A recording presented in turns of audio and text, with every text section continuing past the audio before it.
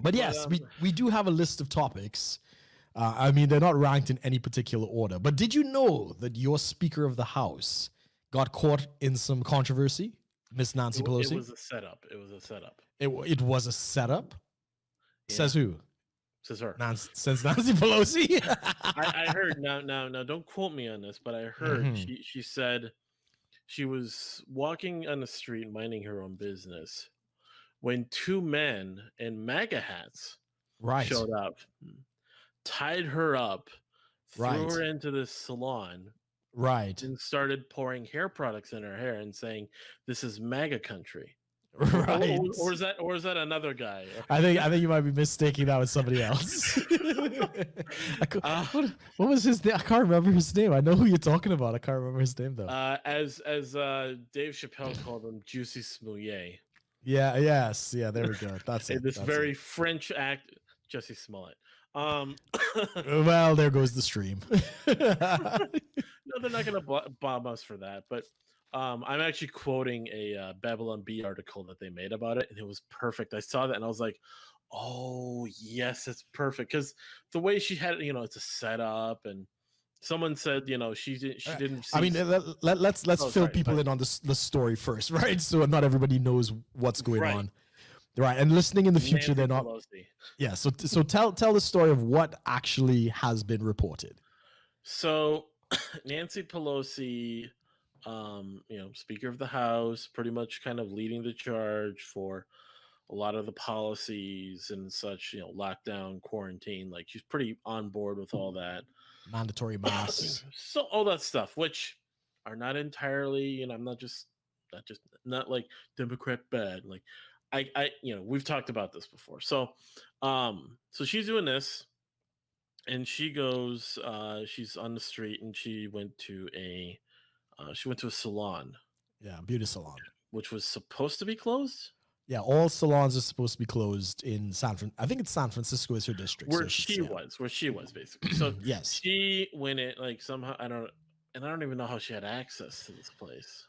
Well, she made some kind of appointment because the guy who was there let her in. Now, just for people who don't know, the salon owner basically acts as the landlord, and they sublet or they rent the booths, right? That's how these salons work. So the guy there's salons that operate that way. Right, and not all. Some of them are actually franchises and stuff. I agree. Right. So the guy who's working obviously she made an appointment with this guy to do this in the salon that's supposed to be closed based on her recommendations and her laws, and she got caught not only in the salon getting her hair done, but tragically not wearing a mask, which is the biggest controversy ever. Like, not even one that she had with just walked in no mask. Well, the footage that we do have is basically after she's had some treatment. Yeah. Yeah, and after the thing is there's footage. There's footage. They basically pulled all the security camera footage. Now, did this landlord, did he like sell it to the news or something? Well, I don't know. I think it's a she. That'd be worth something. The owner is a she who actually owns the whole place. The guy who owns the booth, I think it's a guy, but the owner of the whole salon is a woman. Right.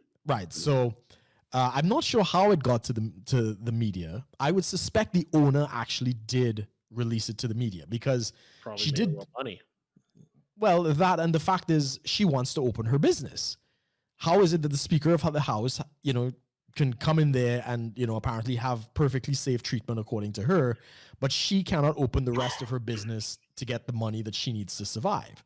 And this is, unless, she dropped a big fat tip on there to make it worth it. But the tip would go to the guy doing the booth. It doesn't go to the actual salon owner, right? So that's... Unless she also left a tip for the owner to, because they're both essentially at risk. The landlord and the person who's operating. No, but the owner isn't there, right? So the only person at risk was the guy who was doing the actual treatment. Now, he was wearing a mask. So we don't know if there was a bribe involved.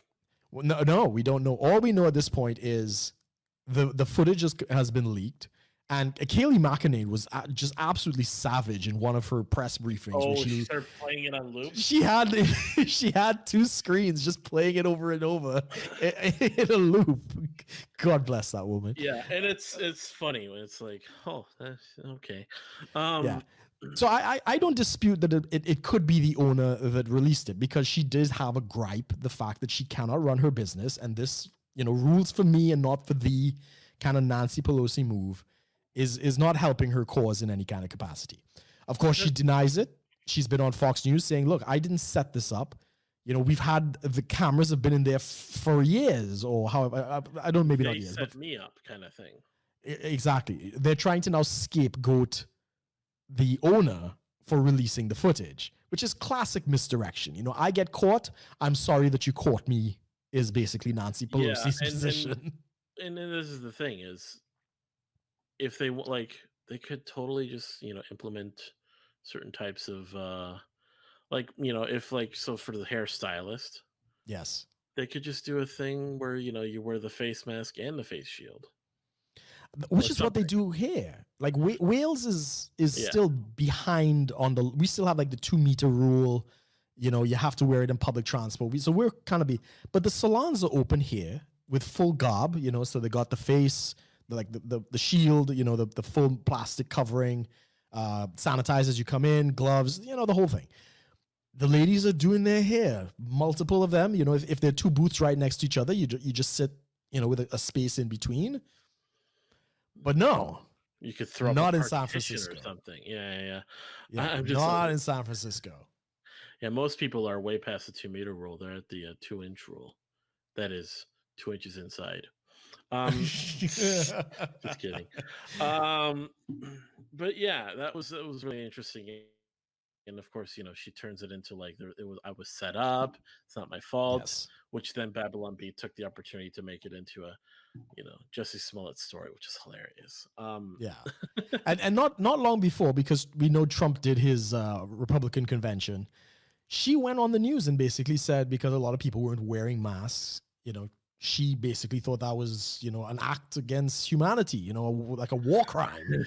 And here she is, not wearing a mask. So rules for thee and not for me. It doesn't look good for her. It doesn't look good for her.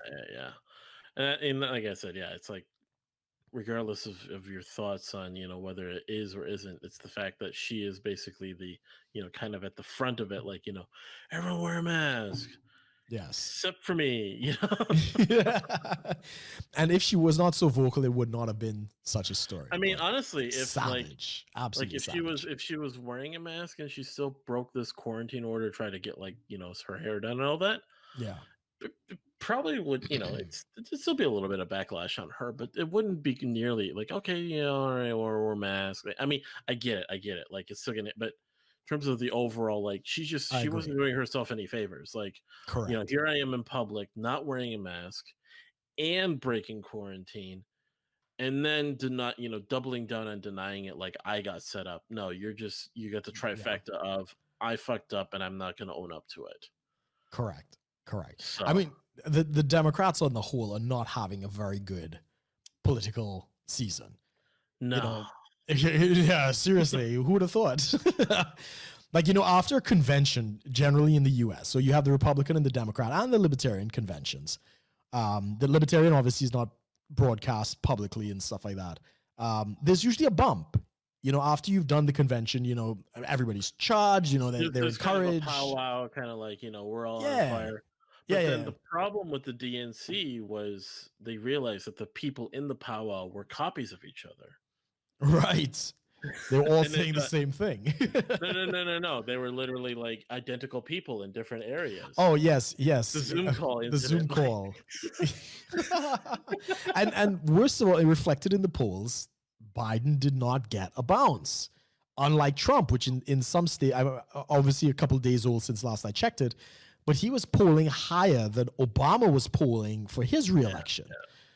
And I think he's at like some of the highest approval ratings that Rasmussen and a couple of these places have ever polled. So and even just to clarify, because you added in even the Libertarian candidate, I thought like, I mean, regardless of what you might think, about Joe Jorgensen or anything, it's like, heck, even she got a bump. She got a bump, exactly. Yeah. I mean, so the thing was, actually, you mentioned, like, the convention was on C-SPAN.